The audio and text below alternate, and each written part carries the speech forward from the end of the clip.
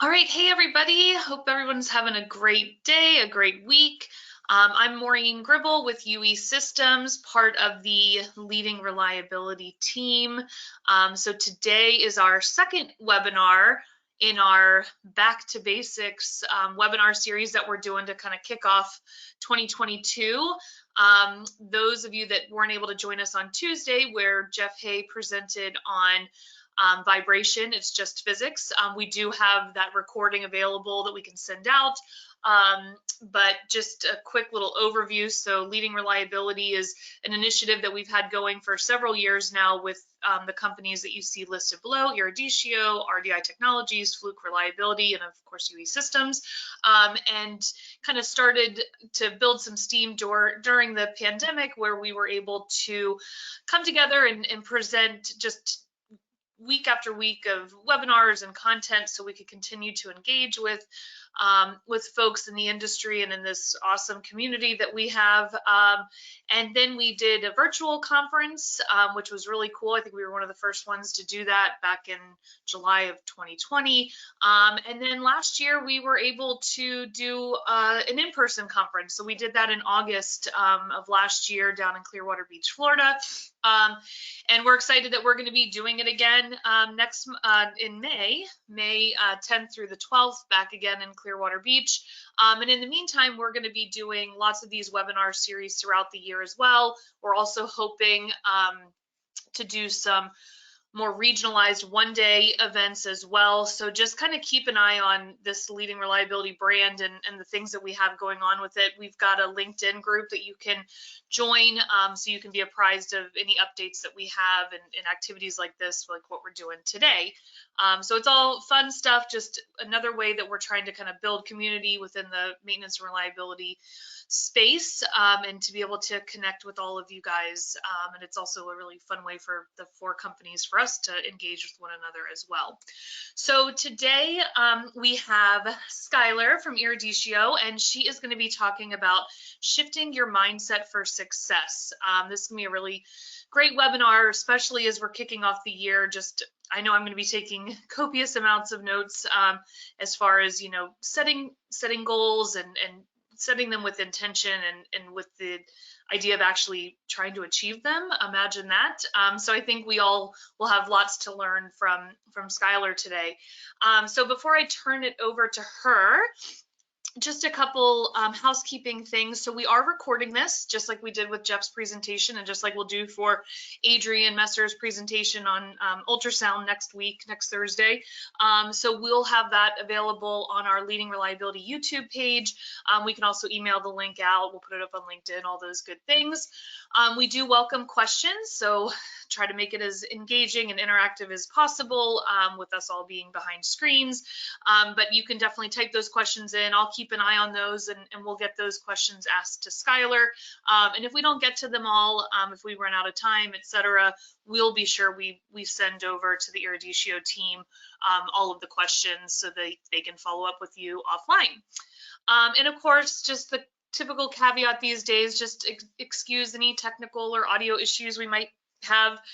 Any screaming children. We're having virtual school here today in Virginia because of rain and 40-degree weather. So life is just crazy. But we do think there's nice value in doing these live, and so we'll take the potential hiccups and interruptions and life that comes at us for that ability to do this live and feel like we're kind of all having lunch together and learning together. So with that, I am going to turn the screen over to Miss Skylar, and Skylar will let you take it away.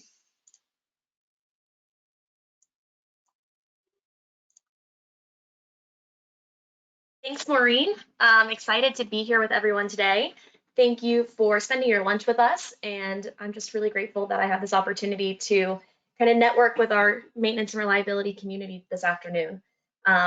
Grateful for the partnerships that Iridicio has with, like Maureen said, UE Systems, RDI, and Fluke. It's been a really great couple of years getting to know the teams.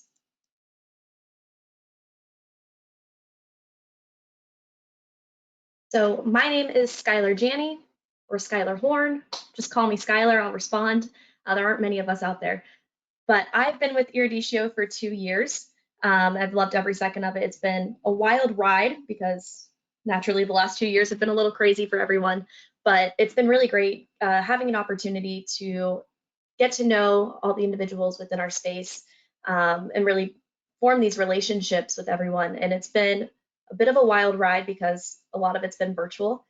So those I got to meet in person at the conferences, or if you've welcomed me to your site, it's been really great getting to put faces to some of these names. I'm originally from Orlando, Florida. I was born and raised about 20 minutes from Disney, so got to see fireworks from the window. Didn't spend a ton of time at the parks, but went to the beach all the time and really enjoyed the lakes and the things that Orlando has to offer. I am back here now, so anyone in Florida, if you want to get together for lunch, let me know. I'm just trying to relearn the area. Or if you're out in the mountains, let me know and we can talk over some skiing and snowboarding. That sounds right up my alley. I spent 4 years in Tallahassee after Orlando, where I went to Florida State University and earned my Bachelor's of Science. You'll get to hear a little bit of my background come through this presentation. It was family and child sciences is what my degree was in, but it focused on kind of the psychology of people and anatomy and physiology. So some of those get pulled into the presentation today. So that was kind of fun to relive that background. Up in the top there, that is my 1.5-year-old Aussie Doodle, Tucker. He is Australian Shepherd and a Poodle mix and 100% Tasmanian Devil. So if he decides to pop in today, I apologize in advance. He's typically silent during work days unless I'm talking, and then he thinks it's a conversation with him. Down in the corner is, it's kind of a twofold picture, but family is one of my biggest values. Family is your support system, and they always have your back. So my cousin and sister are in that picture there. I'm the one upside down. Family allows you to kind of gain a new perspective on situations. They pick you up when you're down. They have your back so you don't fall. I could probably come up with 13 puns off of this picture.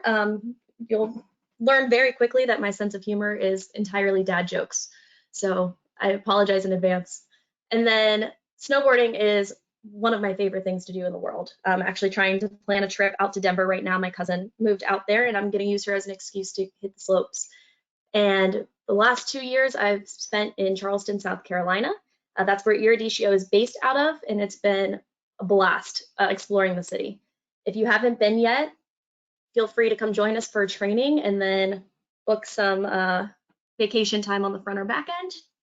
I didn't say that because, PTO and everything, but come visit us in Charleston, eat your way through the city, explore the history. It is a really cool place to be. So today we're going to kind of fly through some of these topics. I'll do my best to stay on time, but some of the things that I want to discuss today is this shift in mindset. We have this standard way of thinking within our society. We're very westernized, very results driven. We like to measure our progress, and that is a great starting point. But in order to really be successful and really beat the odds, we're going to have this mindset shift. So some of those are going to be being more aware of our mindset, if we're going down a negative path or a positive path, being intentional with the way we present ourselves, the way we carry ourselves, and the way we word things, and then making sure we have balance in our lives, not just our work-life balance, but responsibility to reward balance. And we'll discuss that as we talk about building our schedules and creating that master plan or that action task list as we start building our goals. And then finally, going back to the basics, developing a goal and being intentional about it, realizing how we word it and how we think about it really is that driving factor for success. And it is the new year. Everyone's setting goals this time of year, but this is something that we should be doing year round. It's something we should be reflecting on year round. And as you start creating reliability initiatives, this could be that vision that you're setting for that improvement.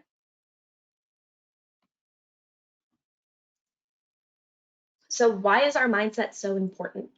You've heard the phrases, think it, believe it, achieve it.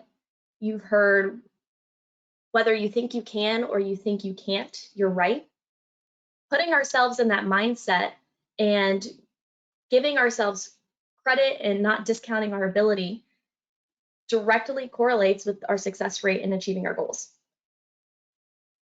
When you think about the goal that you're setting, that's a great start, but that's not where the legwork comes in. I know that during my lunch breaks, it'd be great if I took a lap around the block. My dog would love it. There's all the science about getting outside and breathing fresh air. But if I don't physically or mentally make that shift in just thinking about my goal and I actually start putting a plan in place to achieve it, that's going to make the big difference. We'll talk later in the presentation about this intention-based mindset as you're creating your goal, but your intentions are going to be your driving factor. That's going to be what keeps you motivated when things get hard. And we've seen this, through our students, through personal experience, in our space of maintenance and reliability. If you switch to that positive mindset or that growth mindset and create these intention-driven goals, you start seeing some of these benefits. One would be a shorter implementation. You hit these roadblocks, but if you start shifting to a neutral or positive mindset, you can start analyzing logical ways around those and get creative. You build your resilience and your adaptability. Positive energy leads to surrounding yourself with positive people. So it's an improvement in culture. You start driving that excitement for change and improvements up. You get increased support because people start getting excited about what you're excited about. If you're creating shorter implementations and you're getting the culture involved, you're going to drive your ROI. It's what we've seen in our IBL students. It's one of those things that those who surround themselves with sponsors and have clear paths proposed and the ones who reach out to their mentors and want to be successful are the ones who are successful. The ones who think that they can achieve it are the ones who do it. And then outside benefits, you aren't in a reactive space anymore. You're not having forced overtime. You're able to spend time with your family on the weekends. You're earning certifications. You're being recognized for the fact that you can drive change. And you start seeing those improvements, not just at work, but outside. So as we start going through today, we have a couple examples that we're going to work through. And these are going to be our little friends who help us get through it. So right off the bat, a lot of these probably are either people or people that are characteristics that you can relate to. Long weeks, families, animals, hobbies outside of work. These are going to be kind of our guides in the different types of mindsets. Right off the bat, you can notice some of those physical appearances between the two guys.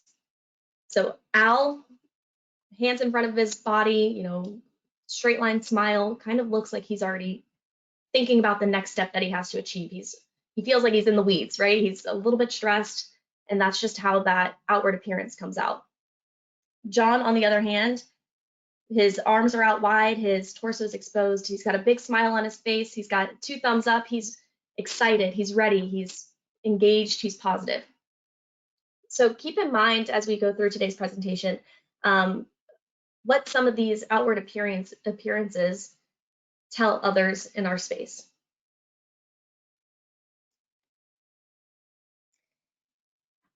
So a fixed growth or a fixed mindset and a growth mindset. These are going to be kind of the 2 foundational elements as we go through this afternoon. We are going to kind of talk about the points and hear the differences throughout the examples, but this is not a slide that we're going to come back to. It's something that you should keep in mind, but it's going to kind of appear in other examples. So the fixed mindset is going to be someone who doesn't like challenge. They avoid it at all costs. When they approach an obstacle, they give up. When they receive criticism, it's the hardest thing that they've heard recently. When they have to put in effort, they don't see a reason or a potential success out of putting in that work. And the success of others makes them feel threatened. They have this mindset that we have this instilled and static level of intelligence. So for those who are successful, they think that that's their birthright. In the growth mindset, and a lot of you guys are probably in this mindset already because you're here, you come to the webinars, you go to the conferences, you network with your peers, you have mentors, you read the books. And that growth mindset states that you can always continue learning. You can always have an opportunity for growth out of a challenge or an obstacle. You hear criticism and you think, okay, that's room for improvement. Your effort is seen as a necessary action to achieve success and greatness. So by having that growth mindset, you're allowing yourself to say, I can hit that next level. I can go that extra mile. And you start putting in your work and effort to get there. And something to keep in mind is that these mindsets are kind of on a sliding scale. You know, in some situations, you may have more of a fixed mindset, and in other situations, more of that growth mindset. But being able to identify and kind of baseline where you are allows you to make the necessary steps for change. So how do we move to that growth mindset? How do we put ourselves in that positive mental state? Power of eliminating negativity. You know, you always hear power of positivity, and while that's true, for humans, we tend to live in that negative space. It's natural. It's part of this evolution that we've gone through. So moving from negative to positive can be a little overwhelming.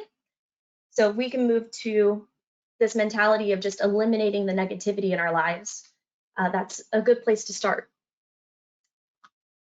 So there are multiple benefits to increasing our positive outlook or our neutral outlook and eliminating negativity. Physical, emotional, social. One of the big ones that kind of plays a role in all three is this decreased level of cortisol, which is that primary stress hormone. You get this from having a meeting that you're leading. You get this when you have to public speak. You experience this when you receive an email on a Friday afternoon with news that you weren't really looking forward to. This was great when we were in the caveman ages, you know, we were trying to figure out what would kill us and what we needed to know to survive. You gave out that fight or flight response. But this day and age, you know, we realized what is good for us and what's bad and what we should avoid. And having that hormone get fired off every time we have a somewhat stressful situation has a lot of negative side effects. Cortisol is associated with high blood pressure, obesity, anxiety, depression. So you can see how it impacts both the physical and emotional. And if you're constantly in this stress state and you're experiencing some of those side effects, that has stress on your social environment as well. So by being able to focus on these mindset shifts, we're able to have more control over that.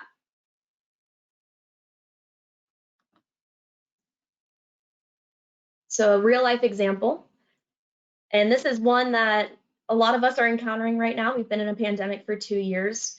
We are experiencing those supply chain shortages.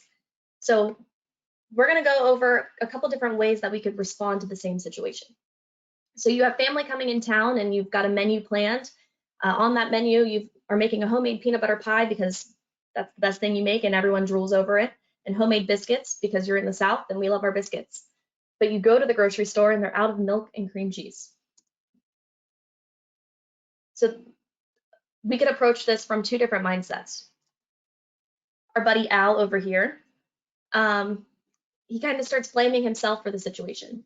You know, if I didn't work on my project for 4 hours longer, the item would have been in stock and I wouldn't be in this situation. Or he fixates on things out of his control. You know, every time I come to the grocery store, there are always shortages on the items I need. And because I couldn't get the ingredients to make their pie, the family's entire visit is ruined. And then our buddy John comes in with his 2 thumbs up, and he approaches it from a different mindset. He acknowledges the situation, but he can adapt to it. He's more resilient. So he may think, darn, I really wanted to make that recipe, but maybe I can pop on Pinterest and find other substitutions for this recipe, or maybe I'll just look and see if there's something else that sounds delicious and I can make that instead. He finds a solution. You know, he's able to come at it from this logical sense because he's not getting wrapped up in the negative thoughts and that negative wormhole. So the solution could be, you know, they're out of 2% milk and that's all we ever use, but we've heard good things about oat milk. You know, people put it in their coffee and their cereal every day, so it can't be too bad. I bet it'll work. I'm going to use it as a substitute. And then he finishes off that thought by promoting himself and knowing where to spend his time and energy. So he may think, I can make the biscuits just as delicious using this oat milk adjustment. And then I'll just buy a frozen pie because making a vegan peanut butter pie sounds like way too much work and effort, and they'll enjoy it no matter what. So I'm not going to put that stress on myself.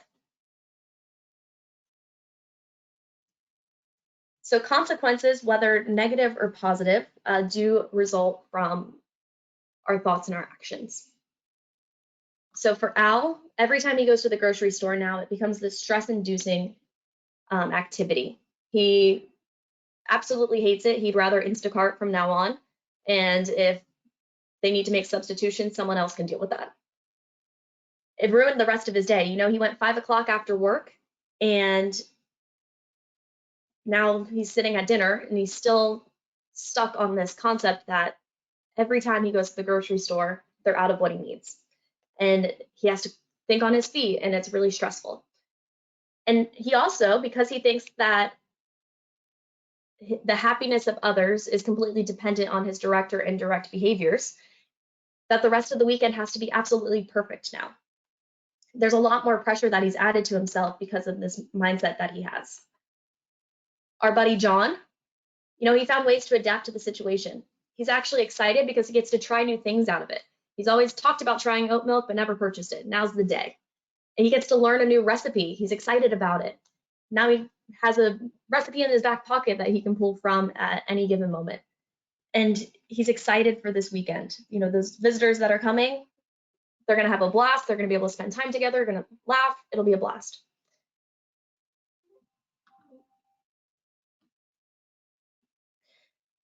So the way we think, like I said, it derived from kind of that evolution of humanity. And we've created these cognitive distortions as a result. So when we were looking at Al and his thought process, we kind of got a glimpse into what some of those look like. You know, this was something that was studied back in the 60s when scientists were like, okay, why are we so negative? Why are we having these thoughts? And then in the 80s, it was readdressed and kind of given names to the different paths and distortions. There are many, many more, but these are some that I think we face day to day. And the main reason we're going to talk about the cognitive distortions this afternoon is because if we are able to identify them, then we're able to address them and reframe our thoughts and rewire our brain. And that's going to be the goal of today, is to learn how to rewire our brain so we can remember more of the positives that we experience in life and focus less on those negative moments. So the first one is polarization. This is the concept of black and white, all or nothing, either or, good or bad. You know, it's one extreme or the other, and there's no middle ground that's accepted. So an example, one of my favorite shows before they took it off Netflix, and I did watch it back when it was airing, was Friends. There's a scene in the series where Ross has a Thanksgiving leftover sandwich. It's the thing he looks forward to all year round. And this one particular year, he put it in the fridge at work. Someone stole it, and it became this whole thing. Once that person admitted to taking his sandwich, he completely disregarded the relationship. He was like, we were good coworkers, we were friends, we were great teammates. Now I'm never going to look at you the same. You are the number one enemy that I have. So it's the mindset that whether good or bad, there's no in between. It can take a toll on your relationships. It has that negative impact on our social groups and our social relationships. Number 2 is overgeneralization. These thoughts have words like always, never, everything, nothing. An example may be, the biggest failures at work always happen on the nights I have plans and I now have to stay over and solve this problem. Is that when you take a step back and think about it, is that the reality of the situation? Does it always happen? Or maybe you're just hyper aware because you do have somewhere to be that night. So be aware of those key words, the always, nevers, everythings, and nothings. Number 3, jumping to conclusions. This is kind of seen as a mind reading distortion. An example would be, my boss came in this morning and he didn't say hi like he does every other day. Jumping to the conclusion that today's going to be the day I get fired. You don't have all the information. There's a lot of missing pieces, but it's that mind reading without all the info and assuming the worst or assuming a negative situation as an outcome. The reality of that situation is the workforce is unfortunately down quite a bit because everyone is out with this new strand of COVID and he has the flu. But he came in anyway because he knew that he had to get things done because everyone else was taking off and couldn't be in the facility. Now, if you had the rest of that information, you probably wouldn't have jumped to that conclusion. So when you start finding yourself going down these pathways, we'll discuss a couple tools in a minute, but pause and let yourself think through the situations logically. Number 4 is global labeling. This is when you take a single attribute and turn it into an absolute. It would be, similar to stereotyping. An example may be, he didn't complete the work orders like it's stated in the process. That person is useless. No, no, don't label someone based on a one-time situation. You may have just changed the process. He may not have remembered. He may have 30 other thoughts going on. But that one-time situation doesn't change the overall outcome of that person and their capabilities. Number 5 is discounting the positive. So this is when you dismiss compliments, when you don't take positive comments to heart, and you just assume that those positive comments have no value. An example may be when someone says, or they come up to you and they go, great find using that PDM technology. That failure that you found saved us so much money. Way to go, kudos, and thank you. And your first thought is, anyone could have found that. There are so many negative comments that are out there in the world, and we can be our harshest critic, but we're going to focus today on changing that. We as a society tend to find our worth in what others say about us. And we should, change our mindset and become that person for ourselves. But when you do get those comments and those compliments, don't discount them. Take them for what they are and reward yourself because you've earned it. You have earned that positive comment. Number 6 is blaming. So giving others more power over your feelings than even yourself. This may be a statement like, you made me feel this way. You made me angry. You made me upset. People can take action and people can say things, but we have our own power and our own control over the way we feel. And it's taking that intentional time to form our feelings and, build ourselves up. Don't give others that power. Number 7 are the should statements. If I had a least favorite cognitive distortion, it would be this one. And that's because this one tends to be a little sneaky. It's kind of passive aggressive, if you will. So those should statements are things like, I should go to the gym, I should take walks, I should eat healthier, I should make my bed in the morning, I should leave my house on time so I don't speed to work. And the reason they're sneaky is because we tend to think of these in an ironclad rule sort of fashion.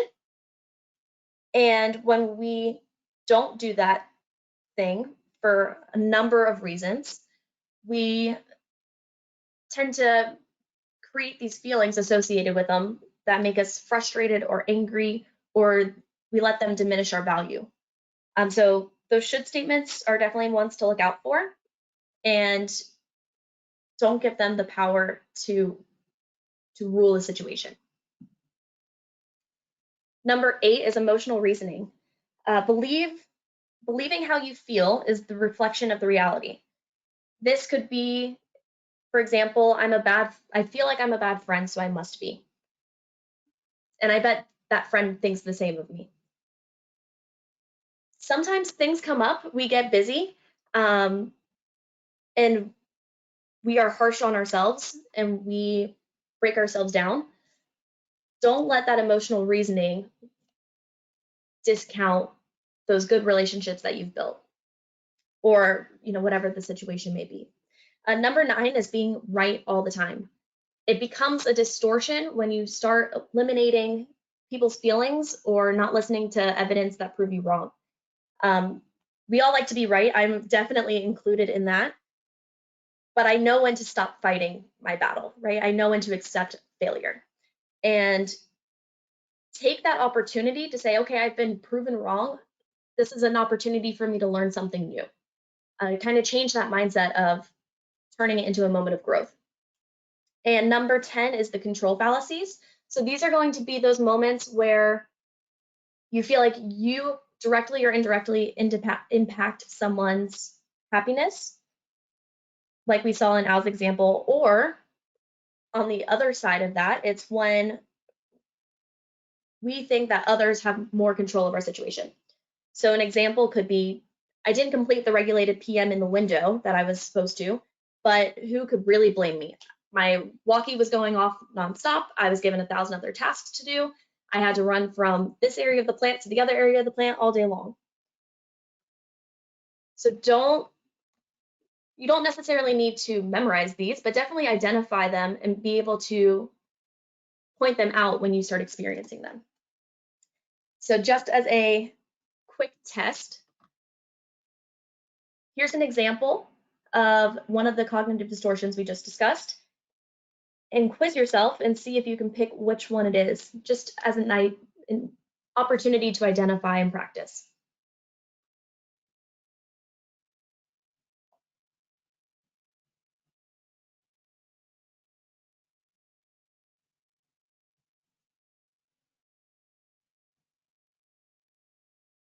All right, just a couple more seconds.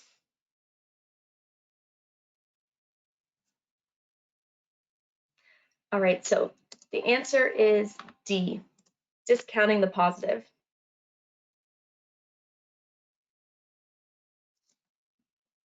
We're going to talk about how to rewire our brain.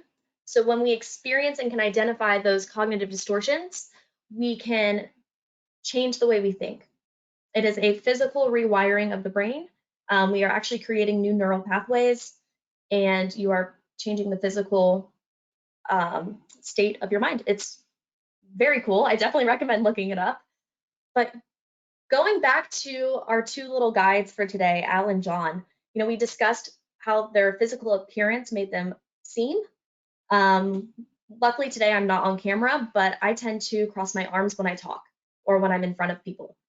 And it's not because I'm unapproachable, it's because 90% of the time I'm freezing, and that just became a habit. So there are times where I have to purposely choose how I carry myself because I don't want to give that impression to others. If you guys have stopped me on the conference floor, you know that once you get me talking, it's hard to get me to stop. So that is definitely not the case, but that is the approach and the outward appearance that I have. By being cognizant of our physical appearance and the words that we say outwardly, we can start reframing our state of mind. It's incredible how our power of choice of our external appearance changes that inner voice and those inner thoughts. So a few things that you can do as you start making this change into this positive or neutral mindset is to make the choice. Fake it till you make it, if you will. So smile, laugh, compliment others, have those moments of physical connection, whether it's a high five, a pat on the back, do acts of kindness. When you smile or laugh, you start sending endorphins, which is another hormone, a more positive hormone throughout your mind and your body. Complimenting others, we just briefly said that we find a lot of value in the words that others speak to us. So we should be taking the effort and making the time to build others up as well. So 6 quick tools that you can use as you start rewiring your brain and training it to focus and remember more of those positive experiences than your negative. The first one is to breathe. This may sound simple enough. Breath is life. But when you start doing it intentionally and purposefully, it has all these additional benefits. So there are a ton of exercises that you can do for breathing. Just a couple quick and simple ones to get you started is the 5-5-5 or the 4-5-8. Breathe in for the first set of numbers, hold it for the middle, and exhale through your mouth for the last. When you start having those negative thoughts, stop them in their process and start breathing. By switching your mind into this counting state or substituting it for phrases, you can start redirecting those thoughts in that moment.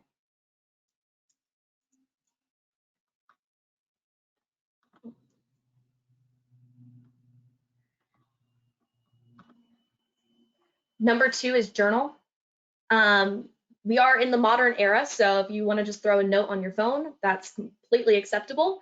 But having a place where you can visualize how many negative thoughts you have and how many positive thoughts you have throughout the day, and then reflecting and understanding what triggers them. If we're able to figure out what the triggers are, then we can start making those adjustments and those shifts. You can use these tools one at a time. You can use them together. And if you start using the journaling with one of the other tools, you'll see hopefully a 3-fold increase in those positive thoughts compared to the negative. But it also gives you the opportunity to, as you make those intentional shifts in your thought process, you're able to see that change and that growth. Number 3 is talk to yourself the way you talk to others. It is proven that we are harsher on ourselves. We don't approach ourselves and our thoughts the same way we approach a friend. We tend to speak to others with more grace and compassion and understanding. So by taking yourself out of that situation and saying, how would I tell my friend to go through this situation, or what would I say to them to build them up, you start showing yourself more grace. So quickly, think of a coworker or a spouse or a friend or a family member and write 3 compliments about them. Honestly, the longest part of this exercise is probably picking who you're going to choose.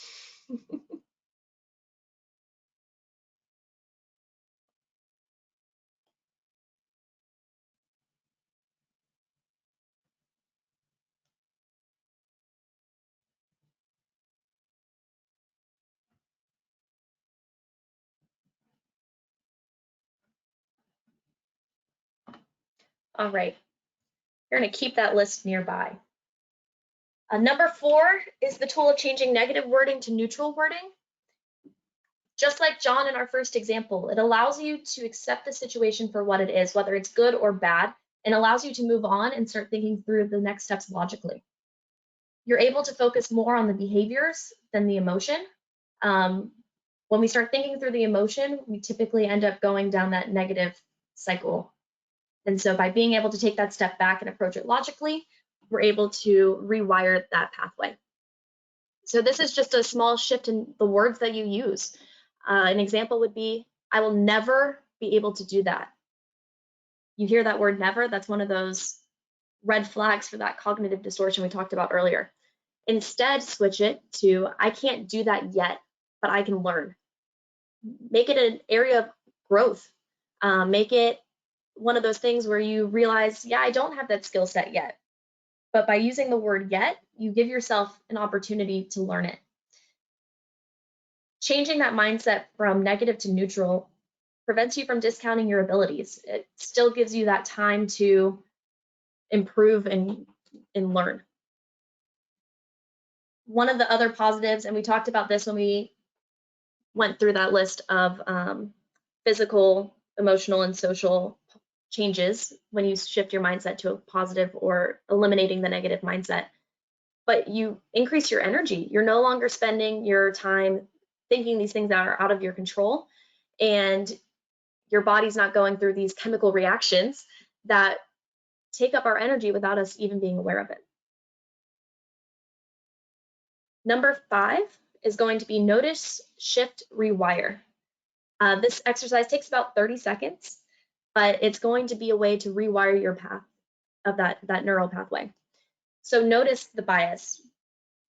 Keep those cognitive distortion red flags in mind, and when you start noticing that you're going down that path, stop. You can breathe here. Just get your thought out of that line and shift to a moment of gratitude. Take the time in this space to say, I'm really grateful for my job. I'm grateful for my coworkers. I'm grateful for my family, my house, my weekend plans. I'm grateful that I plan to get out of work at a reasonable hour today. You know, by shifting to a moment of gratitude, that's the fastest way for our brain to switch into that positive space.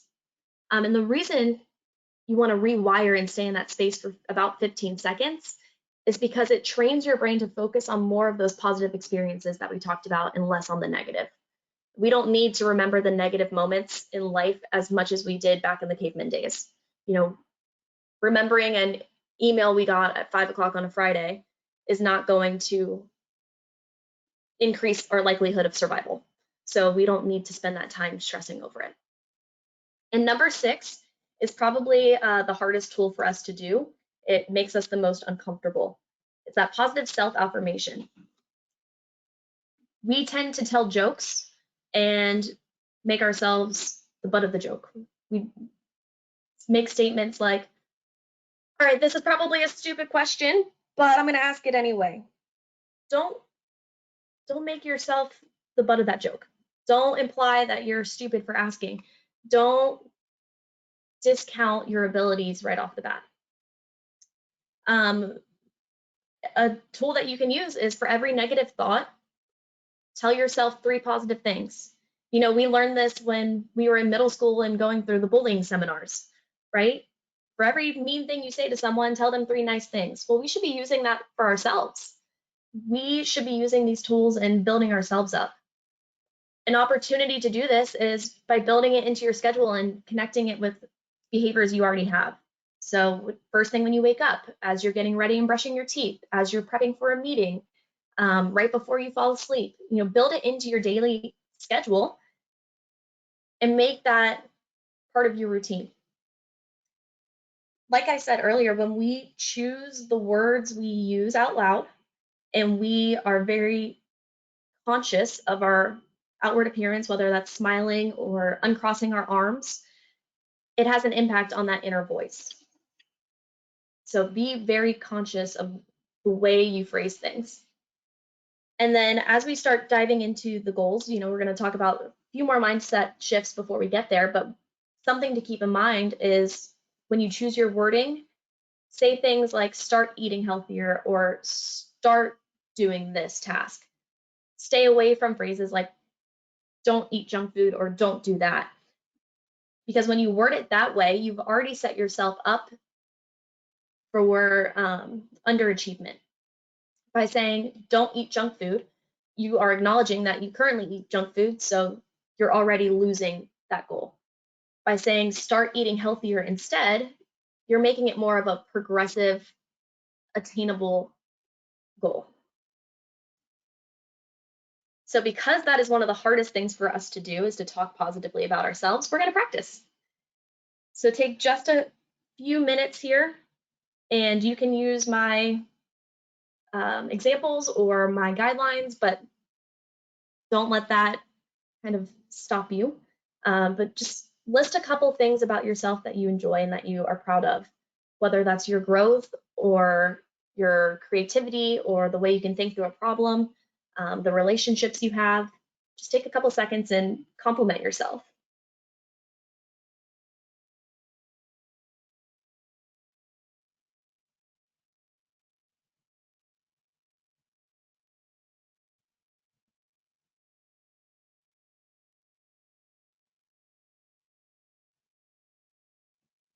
You may find that this activity was harder than when you wrote down compliments for someone else. And that's natural and that's perfectly okay.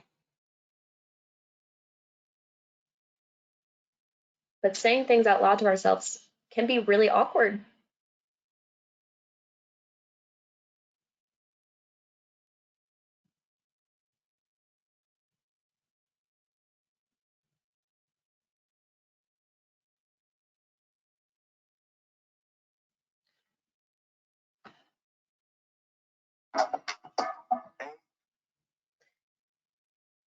All right, definitely go back to that activity if you didn't finish, but for sake of time, I'm going to keep going. So one of those other shifts that we need to talk about today is redefining failure and change. You know, those two words make us uncomfortable right off the bat. There's a lot of negative connotation to them, but they are part of the process for growth and improvements.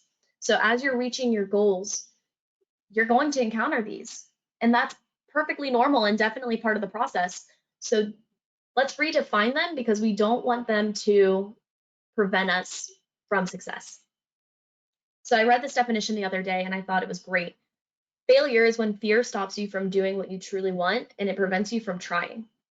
You know, we are so afraid of failure that we think about our goals, but we never work to accomplish them. Define failure as when that fear prevents you from even starting. Failure is not a sign of your inability, and it's not you accomplishing your desired outcome. You know, there's always this shift in success. But if we don't fail, then we can't learn and we can't grow. So don't let fear stop you from trying, and don't be afraid of failure. And then change is a necessary shift. It is a requirement. It is part of the process. In order to get from where you are at now to where you want to be, you have to have change. You know, there's that meme that goes around where it's the guy at the podium and he says, "Who wants change?" And everyone raises their hand. And he says, "Great. Who wants to lead the change?" And everyone's hands go down. And then he says, "Okay, fine. Who wants to do change?" And everyone vanishes. We have to accept that change is part of the process and that change is a requirement. Otherwise, we're going to be stuck in this complacency mindset. So how do we build our goals and draft them and word them to where we're reducing that opportunity for the traditional sense of failure? Well, like I said at the beginning, we are in this society that is very results driven. We put a metric in place and we either hit it or we don't, we succeed or we fail. And that's going to be that first step, is changing out of that results driven goal set or goal setting mindset into this intention driven. So when we have a results driven goal, if we underperform, we have little to no compassion for ourselves. It's that black or white, we failed or we succeeded. It gives us this higher chance of quitting because we, again, either do or don't. And the motivation is high at the beginning because everyone's excited. It's that Hawthorne effect, right? You improve for a bit, but then when things get hard or things get too drawn out, that motivation disappears because we're just working toward a number. When we have an intention-driven goal, it focuses more on the why.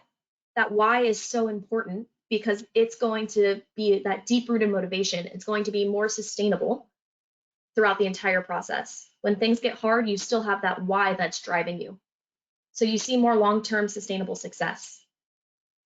It also drives behavioral changes and promotes continued efforts, because you're not just working to a number or to a metric. You're working to have this continued improvement. So our goals need to have purpose and meaning greater than just a measurement in order for them to be successful. Speaking of measuring in metrics, we need to monitor. We don't necessarily need to measure. Metrics are great. They allow us to see trends. They allow us to track changes, but they're not the end all be all. We need to monitor them and reflect on them and provide additional background information. When we provide that information, we're able to see the big picture. You know, it may not be, hey, I hit my number last week and I hit my number this week, but the week after I fell short, so I've failed. No, it's part of growth and opportunity. So make sure you reflect and provide yourself that additional background information, and you're able to see, you know, from a risk standpoint, what direction you're heading, and you can make adjustments as needed. But don't let the metrics and the measuring of the metrics dictate your success.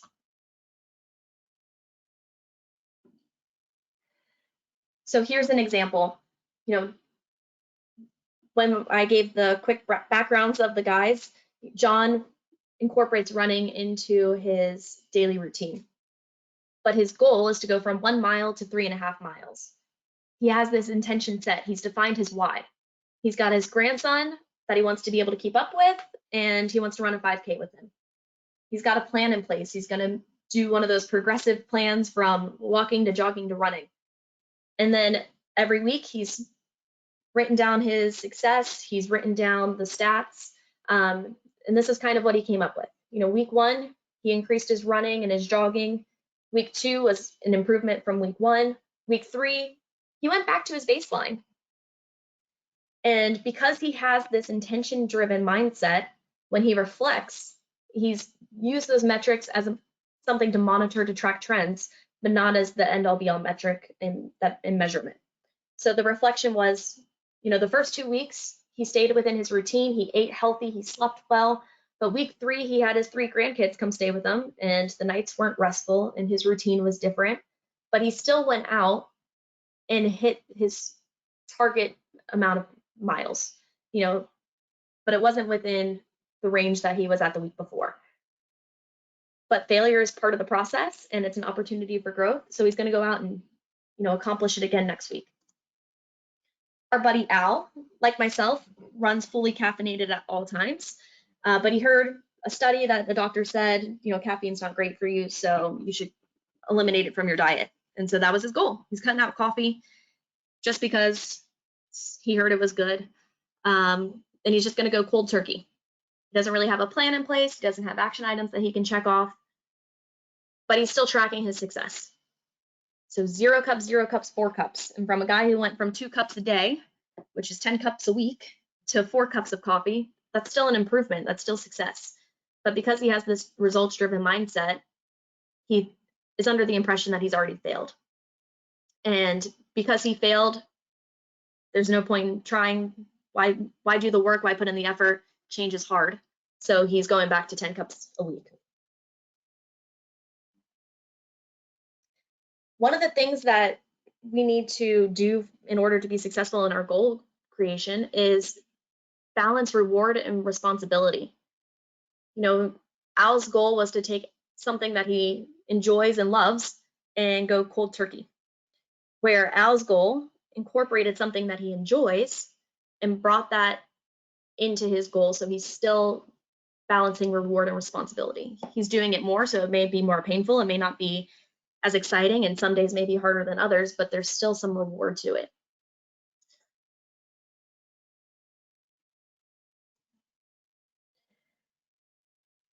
So we've all, you know, the number one resolution every year is to get fit, work out, go to the gym, this, that, and the other.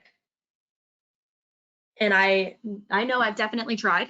But when you build that schedule for going to the gym, if you add your least favorite exercise, for me it's burpees, they're the worst thing in the world.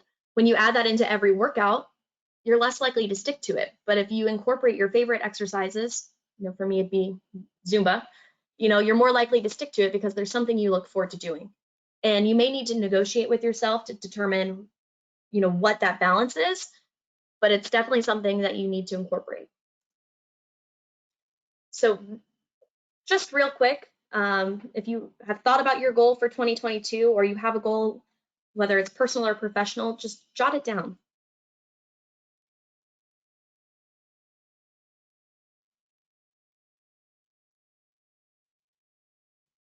It doesn't have to be super fancy, just a quick couple words.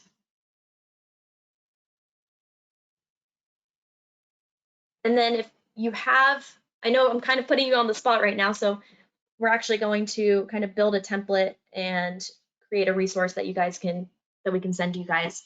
So if you want to take time when you have a little bit more time to think it through, whether it's at work, after work, whatever, you have that opportunity. But if you have that goal in mind, you've thought about it before coming to today's presentation, write down 2 short-term goals.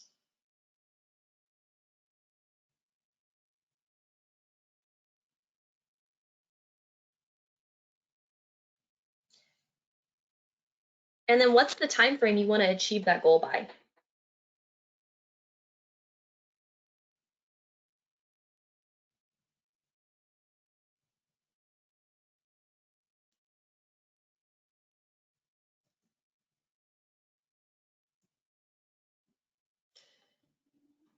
Now, one of the tools when you're drafting your goal is to make it SMART. Make it specific, measurable, attainable, relevant, and timely. I contemplated changing measurable to monitoring, but figured it's not my tool. I can't make that adjustment. So make it specific. Put a metric in place to where you can track the progress. Make it attainable. Is it something that's realistic? Is it relevant? Is it something that is going to impact your day-to-day, or is it something completely out of left field? And is it timely? Do you have that time frame linked to it?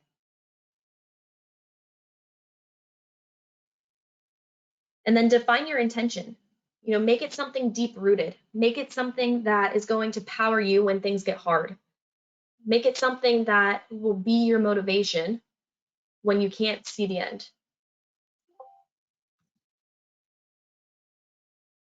Visualize the end goal. This is going to be a really useful tool.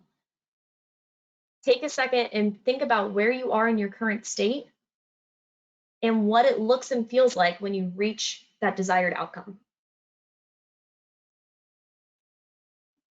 You should be able to pretty quickly identify some key changes from the current to the future. And then you're definitely going to want to write it down. Write down your goal, write down your intention, write down those specific changes that you noted. And then if you have someone you can share it with, that helps with the accountability piece. And then define your structure. That's building your plan. That's putting in place those short-term goals. That's creating that balance between responsibility and reward. And as you build that goal, you can start that structure, you can start checking off those short-term wins and celebrate them. Even if it's something that's recognized further down the timeline, you can still say, hey, I accomplished that. I checked it off. It feels good.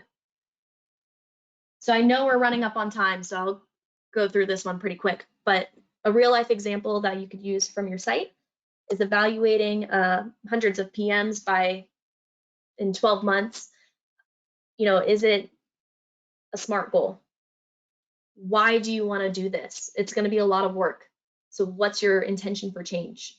Well, you want your team to spend time doing more meaningful tasks and spend less time being frustrated. And then you're going to visualize that goal. What does it look like? How is your team going to operate once you've put this path in place to succeed? And then set up the structure. Make it realistic, make it attainable, make it timely. Just like we talked about with the positive affirmations, tie those tasks for achieving your goal to a routine that's already in place. And then review and reflect. As you're monitoring your data points, what is working out well, what's working out that could use some time and energy dedicated back to it. Reflect on your goal, reflect on your intentions, and then reflect on what your current state looked like and where you are now. But most importantly, reflect on who helped you get there. Have that attitude for gratitude. No matter what our goal is, we didn't do it by ourselves. There's always other people who are involved, whether that was knowledge transfer or emotional support as we were going through and accomplishing these things, or physical assistance to help you, cross off things on your action item list.